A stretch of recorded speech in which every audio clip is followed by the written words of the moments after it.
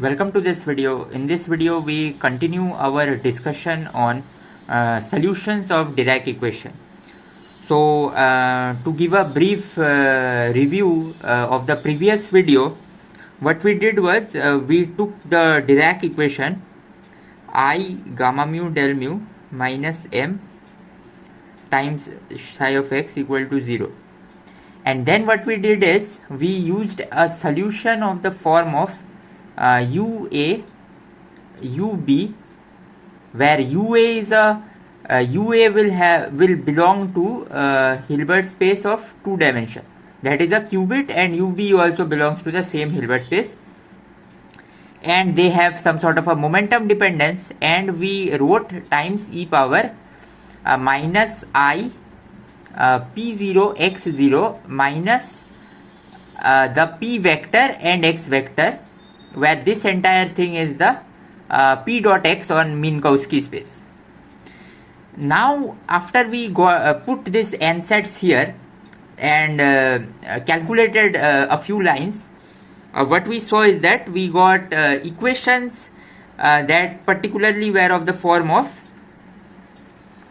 let's remind ourselves the equations. So we had E minus m times UA equal to sigma dot p UB, and E plus m UB equal to sigma dot p UA. So these were the conditions that we get after once we have substituted this psi of x in this Dirac equation, and particularly from here we understood that there were two solutions, positive frequency and negative frequency. There are two solutions of two different energies for this particular ansatz. So this is important. It is e power minus I p dot x. This is the wave part that we have taken here. And using this part, within this part we have got four solutions, two of positive energies and two of negative energies. Now those four solutions were perfectly valid, and these were the four solutions.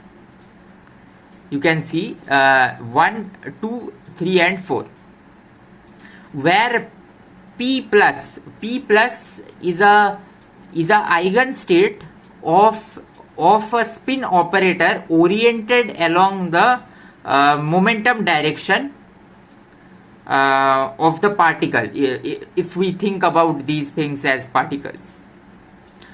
So with this understanding, basically we had obtained these four solutions, and in all of these four solutions the wave part, that is after each of these column vectors, that is e power minus I p0 x0 minus pi xi, and in the first two it is positive, that is omega. In the next two it is negative, that is minus omega. But what now we will do is we will just change our ansatz a bit. We will now take psi of x to be VA VB times e power plus I p dot x. So basically this p dot x, it is in the Minkowski, so it is p0 x0 minus pi xi. And once we take this kind of a solution, we will see that the entire calculation will again follow, and we will again get four solutions. Two will be positive energy and two will be negative energy. But so then what we will do is, so these four solutions that are obtained, so from here the four solutions that we obtained and from here the four solutions that we obtained, they will be linearly dependent. But we can we can trade between the two solutions and take solutions like u1, u2 and v1, v2 such that we get a linearly independent set, such that the energies of each of the solutions are positive but their frequencies are different. So essentially that will be the particle and antiparticle solution that I would be discussing now. Before proceeding, I just wanted to clarify that what was this helicity operator in the previous video. So helicity operator is nothing but, you can take a spin dotted with the sigma. So this is the helicity operator, or you can write it in this form. It's a spin, the spin operator oriented along a particular axis, along the momentum axis times like this. So this is what we call as the helicity operator. And particularly these solutions that we had, by choosing these as the eigenstates of this particular spin operator, we can ensure that these eigenstates, which were energy eigenstates, can also be made as the eigenstate of the helicity operator, where the plus, if we had P plus, we had positive helicity or right-handed particles, and minus was negative helicity or left-handed particles. So now what we will be doing is, we will be just putting Vp times e power plus Ip dot x. So this will give us this particular equation by expanding this p dot x inside this derivative here, and then we set this to be equal to 0. Now if we remember, as I already recapped, earlier we got this kind of a constraint between UA and UB, but now this constraint will just be flipped because we have essentially flipped our this sign here. So here what we are going to get, we will be getting this particular thing. You can see that you can say m has gone to minus m in some sense, from going from these solutions to this solution here. Now the essential idea follows is that I will only be interested in the positive energy solutions here, because I will use those two positive energy solutions of this particular equation along with two positive energy solution of the earlier equation, gamma mu p nu minus m u of p equal to 0. So to get the positive energy solution, we notice that if energy is positive, I must write this VA component in terms of VB. So essentially it looks some sort of like this. Now you can see the striking similarity between this solution, which is a positive energy solution, with this kind of a frequency, which is arising from e power I p dot x. You can look at this solution and the earlier negative energy solution that we had obtained for this particular equation. You can see they are almost same, but they are almost same if I say p vector goes to minus p vector. So these are what we call antiparticle solution, positive energy solutions traveling in opposite direction to the particles, and opposite direction is this p going to minus p, and these are the particle solutions which have negative energy. So we replace negative energy solutions, particle solutions, with positive energy antiparticle solutions traveling in opposite direction. So essentially now this idea is clear. But then there is a small problem, that is this helicity will also need to flip its sign. So essentially you see, we saw helicity operator that I just now described for u1 we had plus helicity because this was related with p plus. You can check in the video. For u2 we had negative helicity. This was right-handed, this was left-handed, because u2 was related to p minus.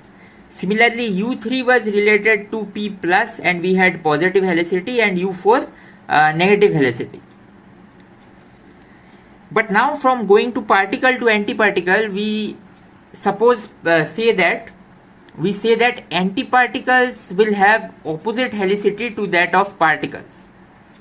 So essentially, helicity of a positron and electron will vary with a plus minus sign. This suggests that we are keeping the positive frequencies, we are keeping the positive energy solution of particles untouched. We will just change the negative energies, but we change it in such a way that we get this particular relation. This would mean that this basically means that when associated to u1, which is a plus helicity or right-handed, we will have v1, which is a left-handed particle, and again associated with u2 we will have v2, which is just again a right-handed particle. So looking at this equation and this equation, what we must do is we must relate v2 with u3 and u4 with v1, and this is the relation essentially in the solution. It's a bit confusing in the sense that given the negative energy solutions of e power minus I p dot x, if we put a minus p in that, we will get positive energy solution of e power I p dot x, and similarly for v2 also this happens. So overall what we have done, we already had the positive energy solutions associated with our ansatz e power minus I p dot x. We just replace the u3 and u4 with positive energy solutions of our ansatz I p dot x, and that's where we are just done with our fourth set of linearly independent solutions to Dirac equation. Now you can simply think about choosing this p plus and p minus, if we remember. So let me just go back here. These solutions had these p plus and p minuses. Suppose I choose my p plus to be 1 0, which is just an eigenstate of sigma z, and p minus to be 0 1.